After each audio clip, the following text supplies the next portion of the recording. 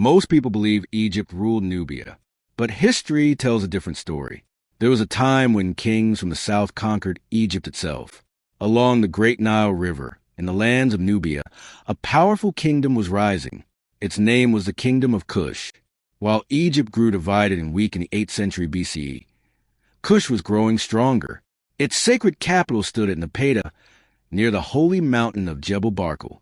There, Kushite kings ruled a rich land of gold, trade routes, and powerful warriors. Caravans crossed the desert, while the Nile carried wealth and culture through the heart of their kingdom. For centuries, Nubia and Egypt shared religion, art, and traditions, including the worship of the great god Ammonius. But the balance of power along the Nile was changing. Then came a king whose ambition would reshape history. His name was Piye. From Napata, Piye marched north along the Nile with his army. City after city surrendered before the Kushite king. Egypt's rulers were forced to kneel before the power rising from the south. For the first time in history, a Nubian king sat on the throne of Egypt. Piye's victory created a new royal dynasty, the 25th Dynasty. These rulers became known as the Black Pharaohs. Kings like Shabaka and Taharqa ruled both Nubia and Egypt, uniting the lands of the Nile under one crown.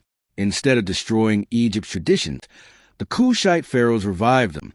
They restored temples, honored the ancient gods, and brought new life to traditions that had once made Egypt great. For a time, the Nile Valley stood united again under the rule of Kush. But powerful empires were rising in the north.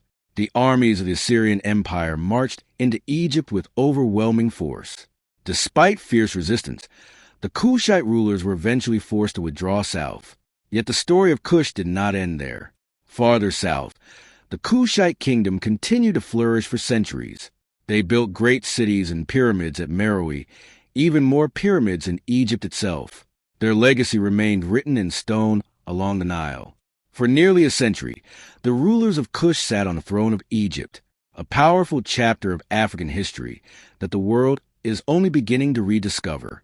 A story carved into pyramids, temples, and the flowing waters of the Nile. A reminder that the history of Africa is deeper and richer than many have been taught, and the voice of Kush still echoes through time. If you want to uncover more forgotten chapters of history, subscribe to Anoorverse History. Peace.